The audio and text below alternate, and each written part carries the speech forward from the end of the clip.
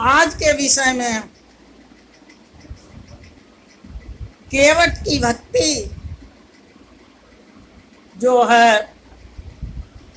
कि संदेश दिया गया है। जिस तरह ऊंच नीच की भावना छोड़कर, भेदभाव को मिटाकर भगवान राम ने केवट को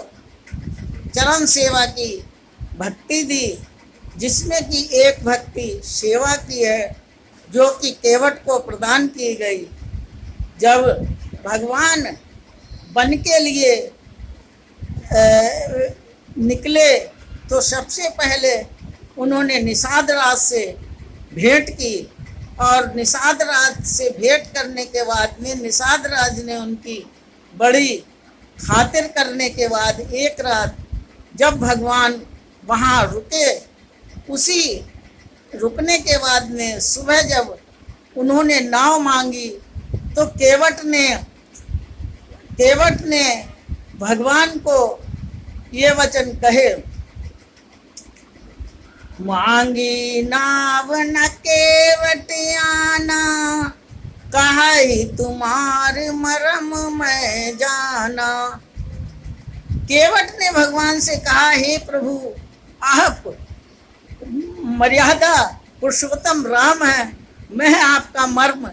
जानता हूँ, क्योंकि मैं जब विष्णु भगवान के रूप में आप थे तो आप शेषनाग की सैया पर लेटे हुए थे और मैं कछुए के रूप में बार बार आपके चरण को छूने की विनती कर रहा था, किंतु जो शेषनाग जी अपनी फुसकार से मेरे को रोक देते थे और लक्ष्मी जी मुझे पंखा मार कर हटा देती थी, इसलिए मैं आपका मर्म जानता हूँ। अतः उन्होंने उन्होंने बहुत बड़े केवट ने बहाना बनाए कि आपकी पैरों में जो रज लगी हुई है उससे तो अहिल्या नारी तर गई, तो मेरी काठ की नाव है वो शायद उड़ ना जाए। किंतु केवट एक भक्ति की भावना लिए पहले का मर्म जानता था, बार बार भगवान से पैर के धोने के लिए विनती करने लगा। केवट ने कहा, पद कमल धोए चढ़ाए नाव नाथ उतराई चाह, मोहि राम राउर आन दशरथ सपत सब साची कहाँ, बर तीर मारे लखन जब लगे ना पाए पखारे हों, तब लगन तुलसीदास नाथ कृपाल पार उतार्यो। सुन के वट के बैन प्रेम लपेटे अटपटे, बेहसे करुणान चितय जान की लखन तन। केवट ने कहा, मैं राजा दशरथ की सौगंध खाता हूँ, चाहे मुझे लक्ष्मण जी अब इस जन्म में तीर ही क्यों ना मार दें, चाहे कुछ भी करें, फिर जब तक मैं आपके चरण कमल धोकर भवसागर से पार नहीं हो जाऊंगा तब तक मैं आपको गंगा के पार नहीं करूंगा। अब भगवान हंस गए। भगवान जानते थे कि इनकी तो जन्म की ये अभिलाषा है केवट की कि मैं पैर को धोऊंगा, मैं चरणों को धोऊंगा, और मैंने इनसे ये वचन दिया था कि जब दूसरा जन्म होगा तब आप मेरे चरण धोना। अतः भगवान ने हंसकर केवट से चरण धोने के लिए कह दिया, और केवट तुरंत भागकर जल्दी से एक लकड़ी का कठौता ले आया और उसमें पानी लाकर अपने परिवार के साथ उसने भगवान के चरणों को धोया, तथा उन चरणों के चरणामृत से उन्होंने पूरे अपने परिवार को पान करवाया, अमृत पान के समान उन्होंने करवाया, और कहा कि अब सब भवसागर से पार हो जाएंगे। जिस चरणों की रज के लिए ऋषि मुनि लालायित रहते हैं, जिन चरणों को धोने के लिए ऋषि मुनि जन्म जन्म तक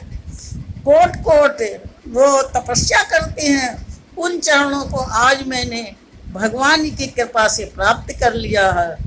ये भगवान जो भी है वो ऊंच नीच की भावना नहीं जानते और प्रेम के निश्चल प्रेम को जानते हैं। इस तरह भगवान ने केवट को चरण धोने की आज्ञा दी और चरण धोने के बाद में भगवान को केवट ने गंगा के पार उस पार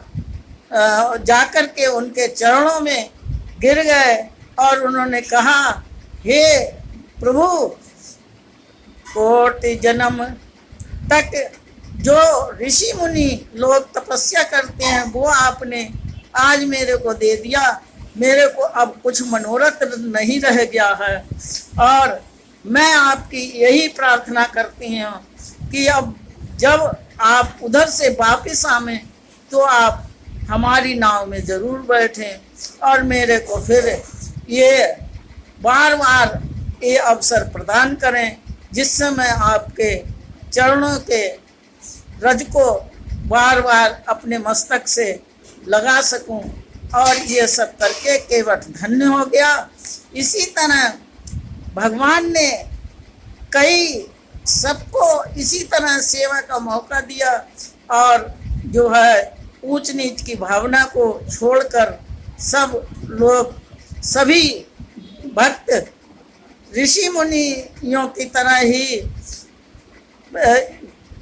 गति पाई। जिस तरह केवट ने एक छोटी जात का होते हुए भी के चरणों के रज को धोया, उसी तरह एक गीध जो आमिष भोगी था उसने भी भगवान की सेवा करके अपना जन्म को उद्धार किया। ये भगवान किसी से ऊंच नीच की भेद भावना नहीं करते हैं। ये जो जात धर्म कुछ नहीं है इसमें, तो भगवान की भक्ति के लिए हमेशा एक दृढ़ विश्वास होना चाहिए। दृढ़ विश्वास से ही मनुष्य को परम गति की प्राप्ति होती है। बोलो जय श्री राम, जय श्री राम।